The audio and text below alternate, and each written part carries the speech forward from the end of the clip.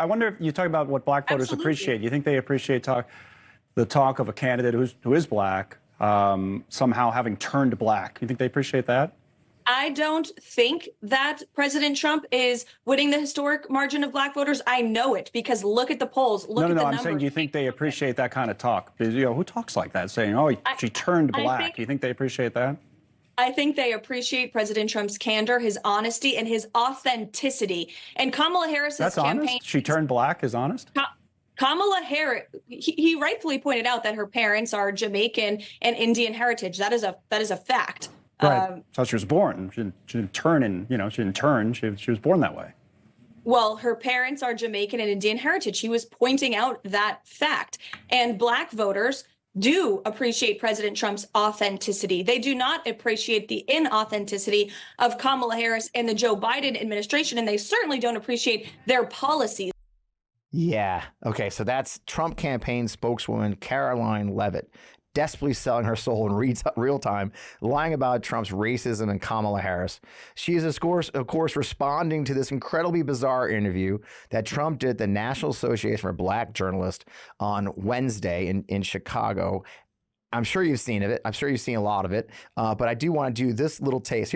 Here's a taste of how that went. This is the very first question he was asked at the conference. Questions here. Some of your own supporters, including Republicans on Capitol Hill, have labeled Vice President Kamala Harris, who is the first black and Asian American woman to serve as vice president and be on a major party ticket, as a DEI hire. Is that acceptable language to you? And will you tell those Republicans and those supporters to stop it? How do you define DEI? Go ahead.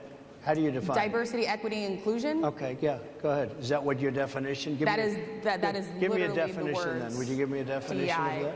Give me a definition. Sir, of I'm that. asking you a question, No, a you very have to direct define question. it. Define it for me, if you would. I just defined it, sir. Do you believe that Vice President Kamala Harris is only on the ticket because she is a black woman? Well, I can say no. I think it's maybe a little bit different. So, I've known her a long time indirectly, not directly, very much, and she was always of Indian heritage, and she was only promoting Indian heritage. I didn't know she was black until a number of years ago when she happened to turn black, and now she wants to be known as black.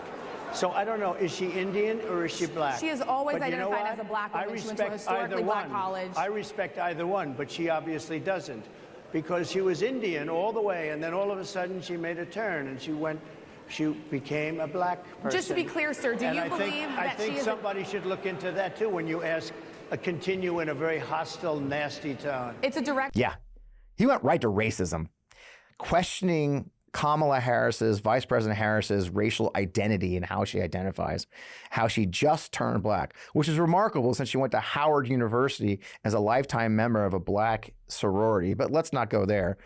We who follow him know who Trump is. If you're a MeidasTouch or any of my channels, social media, look, we follow a lot. We're very online, many of us. We always known he's a racist and a bigot. But I think it was surprising, even for me. I think I tweeted, even I'm surprised by Donald Trump sometimes. And that one was so openly racist. I think Rick Wilson said it was kind of like the senile old man at the nursing home yelling because he doesn't like the black nurse.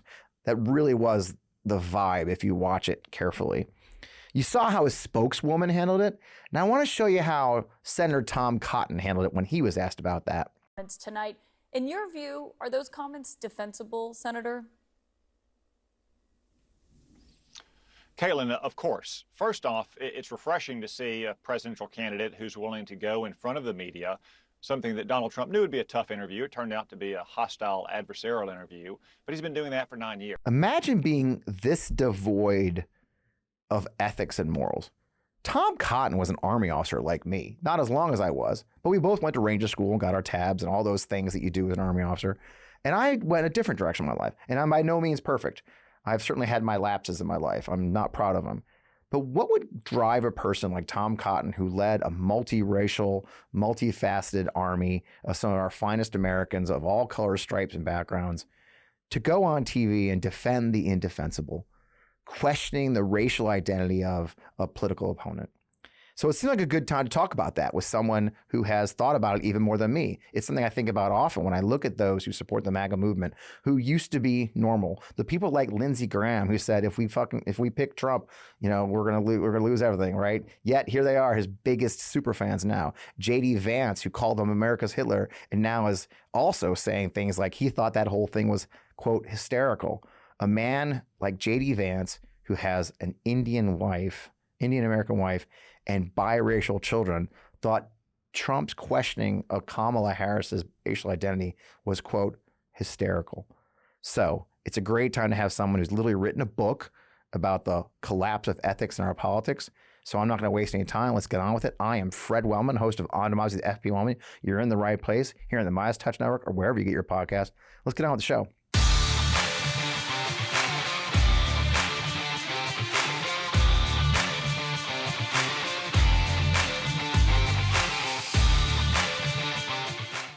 Welcome back. I am still Fred Wellman, host of On Democracy, FP Wellman, right here in the MeidasTouch Network, wherever you get your podcast, on Democracy Podcast YouTube channel, everywhere you can find it. Make sure you hit the subscribe button and the like button and the share button. All those buttons, make those things happen. We love having you here. It has just been the craziest damn week, and I probably say that every week. I think I do say that every week, right, Matt? It is always crazy, but this was especially crazy. And as I showed those opening clips, I guess the Republicans have decided racism is the play. But what I found fascinating in this, and I always do find fascinating, as I mentioned in the opening, is the ethical side of this. Like, what makes a person sell their soul for somebody like Donald Trump or for power or for politics? I've been talking to him for a while, and his agent, he's got a great book. So I want to get longtime Democratic attorney Bob Bauer. It seemed like a great time to talk about this important aspect of politics. Bob has been involved in many of the biggest political struggles in the last, 5 decades, from post-Watergate 1970s right through the Biden administration taking office. His new book talks about his journey and is a treatise on ethics and politics called The Unraveling, Reflections on Politics Without Ethics and Democracy in Crisis. Bob, welcome to the show. Glad to have you here. Thank you for having me. I open with a set of videos stemming from Donald Trump's bizarre appearance at the National Association of Black Journalists Conference on Wednesday. And what struck me is how the party and campaign surrogates kind of leaped to his defense, right, and offered vapid and ridiculous excuses. And I'm reading your book at the same time, right, and it was just interesting to me your book. It offered a real time example of politics without ethics. I mean, how dangerous is? I mean, with your 50 years in this book and life, how dangerous is this moment in this lack of ethics as we approach this next election? Do you think? It's very dangerous. I mean, we've seen an open assault on democratic norms and practices and institutions. And what really distinguishes it from other periods of peril, I think, for example, Nixon administration and Watergate, is that in the 1970s, Richard Nixon and those who were involved with him in that scandal professed to care about those institutions. They would deny that they were lying. They would deny that they wanted independent law enforcement. What we have with Donald Trump is an outright frontal attack on those very norms, on those very assumptions. It's completely different in that sense. Yeah. And you point out that there are people in his party who will just simply snap to attention and reaffirm his falsehoods, and defend his indefensible excesses. And the question is, what do they think they owe the public in public life? They may owe their party loyalty. They may feel that Donald Trump's regulatory and tax policies are especially pleasing to them. I can't dispute any of that, but they are people in whose hands rests the vitality of democratic norms, vitality of these institutions, respect for the process, rule of law, for adversaries who are treated as opponents but not as enemies. And yet they will not rise to the moment. And that is very dangerous to our democracy. Yeah, and I love what you said there. You said something so key. What do they owe the public? And it does seem like that term public service has lost its meaning. And you talk about that in the book, right? It's like, it does seem like so many, and that's the challenge of the ill industry of politics. And you touch on the industry of politics quite a bit in your discussion. I have these conversations with friends a lot because I'm in that industry. I admit it. I'm a political consultant myself. I'm a general counsel. I think that's the challenge, right? Is where does the line between public service and personal service and party service get blurred? And do you think it's been an arc, or has it always been there?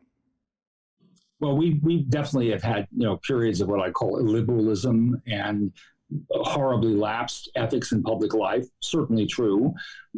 19th century had members of Congress on the payroll of the railroads. I mean, there are certainly some dark moments in American democracy. But right now, I think we have to be alert to precisely what you say, which is whether we're talking about lawyers or speechwriters or campaign strategists or whatever, they recognize that they have, yes, a party to represent, a client to represent, a candidate to support, but the public looks to them to behave at the end of the day in responsible fashion. There's plenty of room within those parameters for them to conduct hard-charging politics. Politics is a tough business. Yeah. The arguments are going to be made. Sometimes they're unfair, but there have to be limits. And when the moment those limits are breached, we bring what we treasure most in the democracy very much into peril. A good example being the current election denialism movement in the Republican Party. Right. Right, and that's funny. You discussed the events in 2020, and you caution us about believing the guardrails will hold next time, right? Well, we're just we're 3 months out the next election. Do you see? I mean, you just kind of mentioned you see similar strategies at play for the Trump administration campaign and all, right? I mean, the guardrails. I mean, a lot of us worry that they learned lessons last time, not cautions. Does that make sense? Do you see that developing? Yes. And you mentioned it briefly, yeah. Well, yeah, absolutely worried. What went from Donald Trump's basically believed that he could never lose unless his opponent cheated has transformed into basically a plank in the Republican Party platform, election denialism, just a refusal to accept elections that don't go the way you want them to go. Nothing could be more fundamental to our expectations about our shared democratic life. Yeah. It's fundamental to the culture that we have to have as a democracy to support these institutions and norms. And we now have a Republican Party and their allies who are not only looking to make voting unreasonably difficult. Yes, states have to protect against fraud, but at the same time, we want voting to be accessible to the eligible voters who ultimately on election day, whenever they are voting, election day, early voting or whatever, have that one moment in our democracy when they're in charge. Yeah. And throwing obstacles in their path and looking to make it as difficult for them as possible is antithetical to fundamental democratic ideals. And then beyond that, laying down landmines that they hope to potentially explode after the election if they lose. Right. So part of it is making the vote harder now. Part of it is laying the groundwork for a challenge to the election afterward. An entire political party is thinking that way about electoral competition. That's historic and it's extraordinary. Are we ready? I mean, I know you're not in the administration right now. I mean, but you do live in D.C. You're a professor of this for a living. You've written the book. Do you believe that those who are in charge now, and I don't want to get you in trouble here, are we ready? Are people that should be taking this seriously? Are they taking it seriously, or should we be sounding the alarm already? No, they are taking it seriously. Okay. And let me be very open about my activities. My day job is as a law professor. However, as in 2020, and I discussed it in the book, I'm very much involved in election protection and voting rights work with the Democratic Party on a day-to-day basis.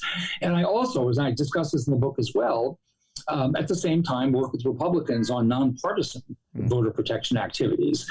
You may be familiar with Ben Ginsberg, who worked with the Republican Party over election nihilism. He and I co-chair organizations that are dedicated to protecting election officials and having the community retain faith in the professionalism of those election officials. Yeah. We travel around the country in our Pillars of the Community program and bring those election officials together with leading members of the community who can speak to the populations in those communities, to their neighbors, and speak on behalf of our electoral process.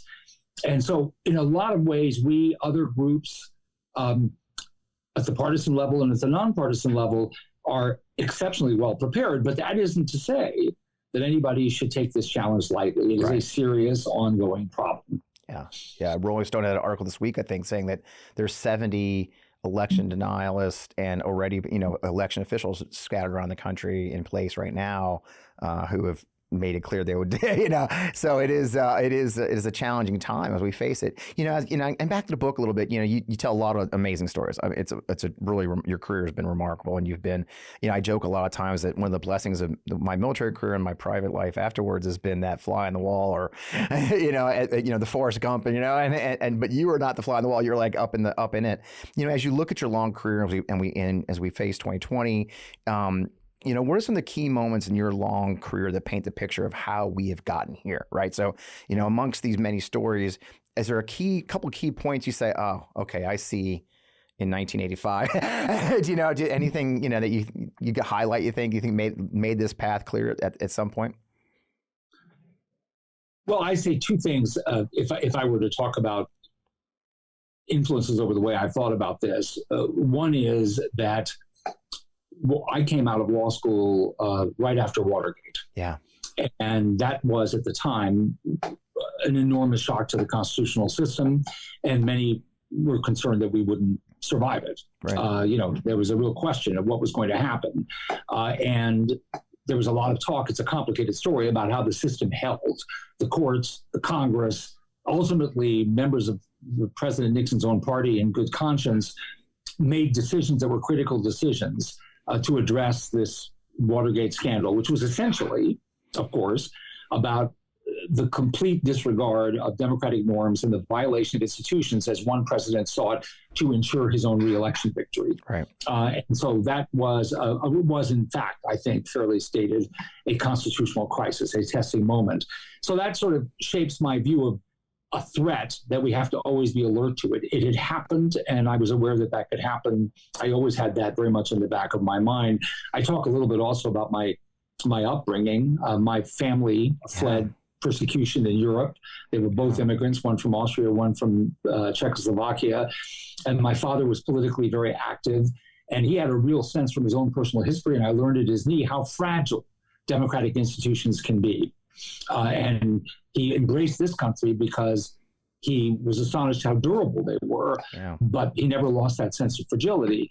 The second influence, I would say, is that over time, I reflected on the boundary line between politics as a rough business and off-the-rail politics that has so totally lost its ethical compass that we're starting to enter into very dangerous territory, whether we're talking about respecting our adversary rather than treating them as enemies. I talk about that in the book. Yes, you do. Respecting the outcome of elections, respecting the law, understanding that making a political argument might involve a bit of puffery, a little bit of rhetorical excess, which is different than systematically lying to the public and manipulating the public, manipulating the electorate, deliberately foisting upon them misinformation and disinformation on issues that are critical to their making informed democratic choice. And once we start moving in that wrong direction, I think I learned by reflecting on my own career and the experiences I had, I learned that we may be setting ourselves up for more than just a bad political season, but a long-term corrosion that puts our democratic values at risk. Yeah, and it is more than establishing the norms. I mean, one of the things I've been somewhat critical of Mr. Biden and the administration is I think there was a belief, especially in the early days of his administration, that we just reset back to normal and acted normal, that would be enough. I tell a story often. I'm not sure if I even told the show, but I think I told it recently, actually. But a friend of mine's a sociologist, and he explained to me about norm breaking, a penetration drill, they call it, where when a norm is broken, if we don't reset it back to the original line, that new point becomes the norm, right? And I worry that what you said, norms, traditions, are we doing enough to reset to norms? I think a lot of us, or not, well, I wasn't one of them, to be honest with you, but a lot of people believe, well, we're going to win. When we won in 2020, that's enough, right? Just go back to normal.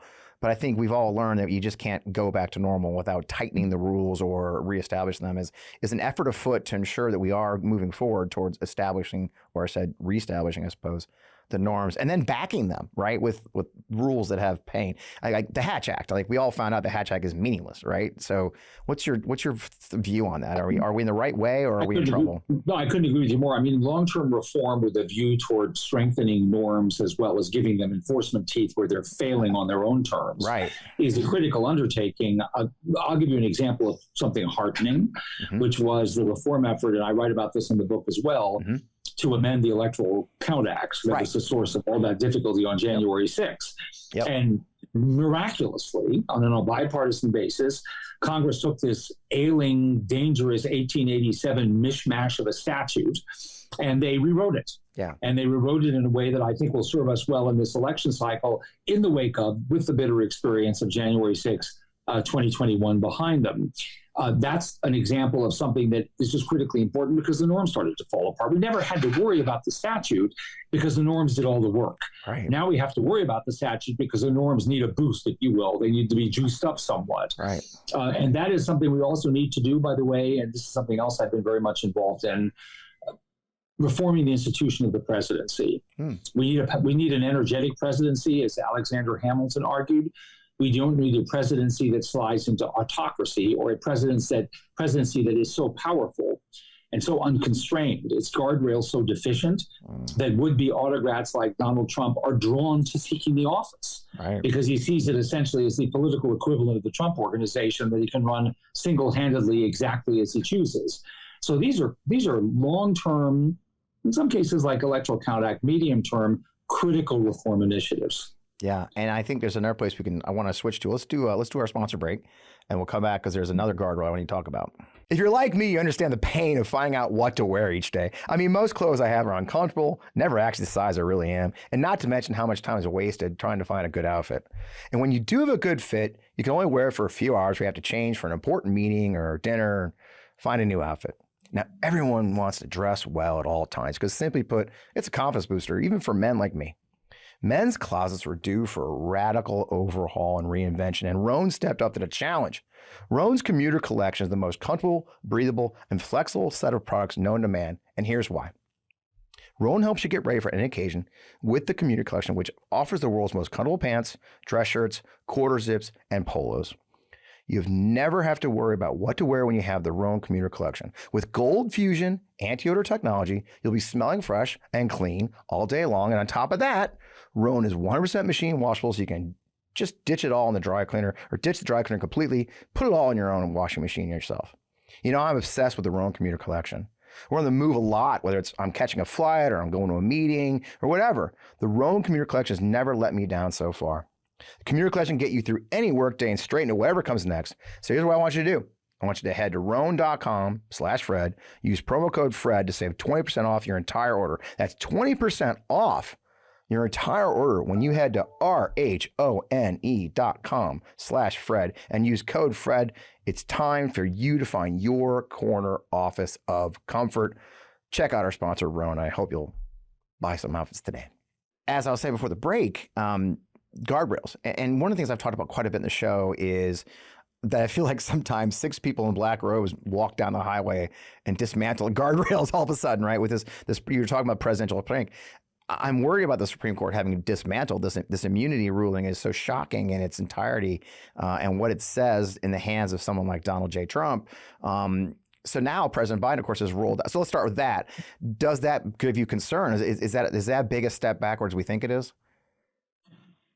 It actually was a complicated issue. I don't think the court executed at all well. They were attempting, the majority was attempting, to find some place for immunity to protect the presidency from attacks that would ultimately undermine the ability of the chief executive to perform constitutional functions.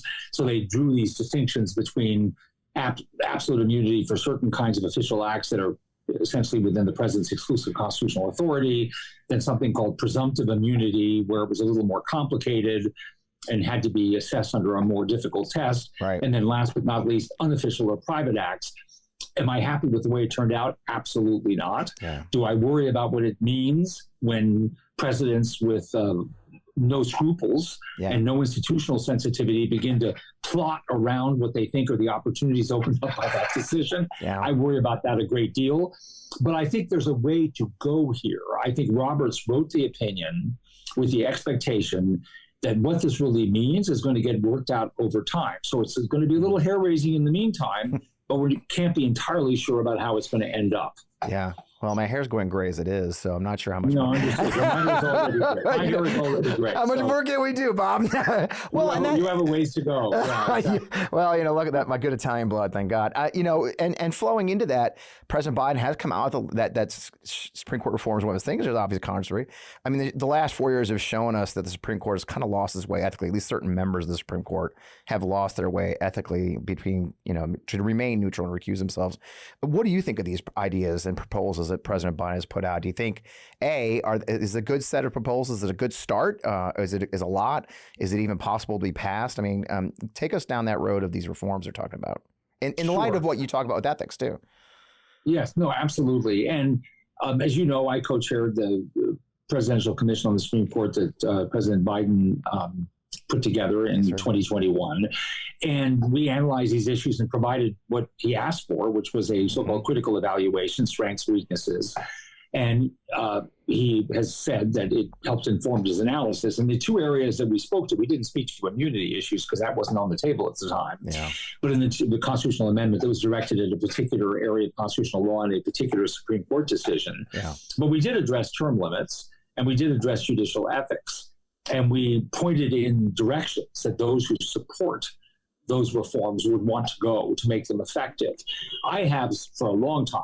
I wrote my first piece in favor of term limits in 2005 in an op-ed I published in the Washington Post. I've long time thought that we should have term limits. There's no possible reasonable argument in my view against it. I mean, there are reasonable people who hold the contrary argument. I just don't credit their argument as being as reasonable as they are.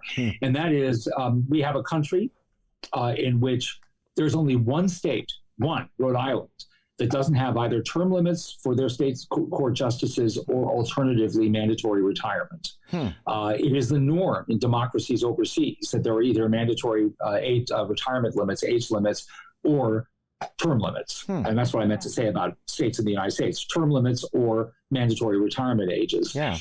Why would we have in a democracy one institution in which those who hold exceptional power, and there are only 9 of them at any given time, can serve for 30, 40 years and more? And we've all seen what that means. It means that the confirmation process now is a bloody process, whereas term limits at least provides some reassurances. First of all, every president would have an opportunity to appoint Supreme Court justices. There would be turnover. And so you would have a good compromise between two values: judicial independence on the one hand, which you want, but on the other hand, some degree of democratic accountability. Donald Trump has appointed 3 Supreme Court justices, and Jimmy Carter appointed not a single one. Pure luck of the draw, just a Supreme Court justice lottery, if you will. That doesn't make any sense, and I don't know how anybody would imagine that it would make sense. Yeah. I like it. It's a very, I'm not sure I didn't realize that every state had that process except for ours. And of course there is a talk of expansion. What's your view on the expansion of it? I mean, is that the wrong way to go? Is that too much of is that like a third rail, or what do you think of expansion of the Supreme Court? I personally, and that was a whole chapter was devoted to, the advocates call it expansion, the opponents call it court packing. Yeah. Everything is in the rhetorical choice of terms. I was clear in the book, I do not favor court expansion / packing. I am worried it's a race to the bottom. Yeah. There's no way in the world to stop the tit for tat once it begins. If one party does it, the other party will have to respond. Once that party's responded, then the first mover will have to respond yet again. Yeah. And I think public respect for the court will completely disintegrate. You'll have huge courts and just a scramble of each party to continually even the score, if you will. I just don't see how that ends well. Yeah. Some people say, well, let's just have enough justices added to compensate for Republican abuses of the confirmation process in the Garland and in the Amy Coney Barrett cases. Yeah. Whoever thinks that that's going to not degenerate into, if you will, a cycle of violence, of political violence and retribution. It's not going to happen that it happens just once to correct one problem and it never happens again. Yeah. I think that's entirely unrealistic. I agree. I want to talk about, you tell a story, and it's no important thing, it's just recent happening. You tell a story of talking with then former Vice President Biden about his first race for the Senate in what seemed an impossible race against an incumbent Republican, and the faith that the party's leadership, the Democratic Senate campaign committee had in him.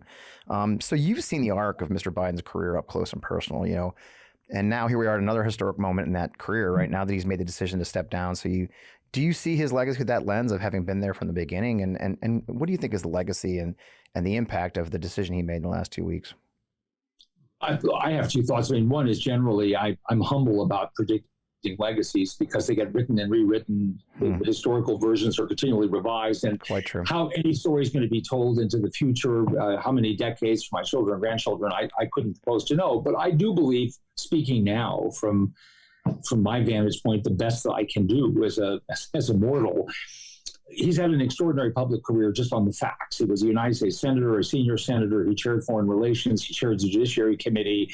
He was an 8-term, very successful vice president, and a 1-term, in my view, very successful president, because he's chosen now not to run for re-election. I think that his defeat of Donald Trump in 2020 was an extraordinarily important moment for the country. Obviously, many Republicans disagree. I think it was, not so much because I don't think Republicans should ever have their say on public policy, but because of who Donald Trump is. Right. And I think that he accomplished a lot more than anybody thought was possible. He said, I can get things done. And people thought he was being maybe a little unrealistic, maybe a little sentimental about his early career, and didn't recognize how much the times had changed. But I was one of those guys. And yet, I think you'll agree, he's been extraordinarily successful. Incredible. And I think his stewardship of our foreign policy has been remarkably sure-handed. Yeah.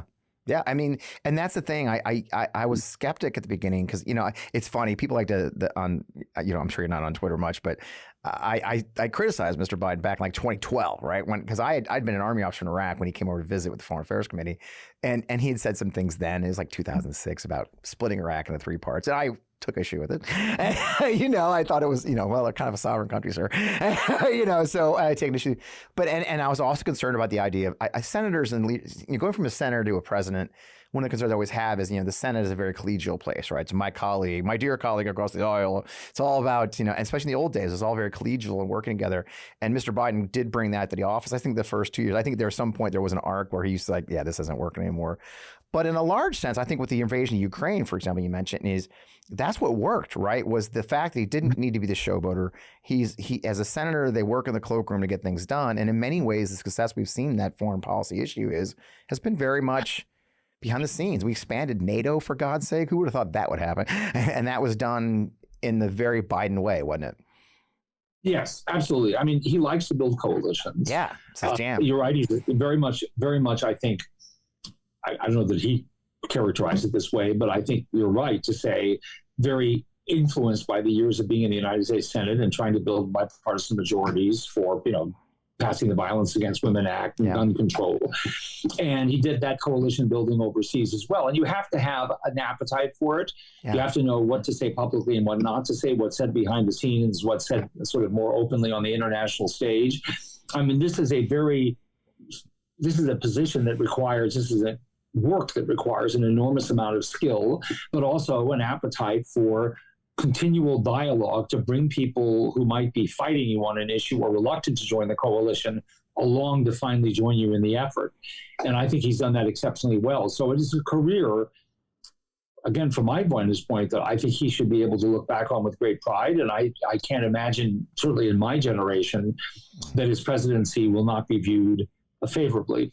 Yeah, as obviously, again, I can't speak for all my Republican friends, and I do work with Republicans all the time on voting issues. I'm sure some of them would say, don't sign me up for admiration for President Biden's domestic or international policies, but that's my view. Yeah, but it's funny. Those are the same people who are touting the new bridge being built in their district, right? From the Infrastructure Act. Remember the Infrastructure Act? There's no infrastructure in it except this bridge that we got in our it's like, well, that's one of those things that I think you're right. When the lens of history may show a different shaping of it, as it does, and especially in our country's history, especially if you've got a history through Hamilton, right? It's like that last act, right? The last scene of Hamilton. We're like, well, I actually did save the country. And I think in many ways we'll see that with Mr. Biden. I think it's nice that it's been a tough month for him, but you're right, the arc of history is long and the memory is long. And it's a good place to go. You finished, and I'm not giving away the book because it's not actually part. I was stunned. You finished with a stunning story about your father's work as a broadcaster to occupied Austria, which he'd fled. And you guys have to read the book for this just alone. And this is what I wrote this down. You wrote, this was how he understood the democracy's undoing, a profound moral failure, a collapse of ethical politics, is your father's view on Austria and Germany and Hitler. Is that sort of your, and by the way, you have a call to arms there. What's your call to arms today? Well, my call to arms is that everybody has a role to play. I see this, for example, at the local level on voting issues, on attempting to maintain public faith in the electoral process. I meet with Republicans We have an organization called the Election Official Legal Defense Network to protect election officials against attack. I meet with Republicans as well as Democrats. And I see people every day, whether they're lawyers in their community or they're local election officials, they may be community leaders in other respects. They own businesses and they're very prominent in the community. They play a role in civic affairs. They have in their hands an enormous amount of power because they lead in fortifying, reminding us all of what is important in our democratic political culture. And so the call to arms is everybody has a role to play. Everybody has a role to play in thinking about the moment at which these perfectly understandable policy conflicts and partisan disagreements have to give way to respect for the democratic process, or we're going to win a bitter victory in which, at least for some period of time, people get the politics that they want, the policy outcomes they want, at the risk of an extremely deteriorated democratic culture that they leave to their children and their grandchildren. And I think we really owe them better than that.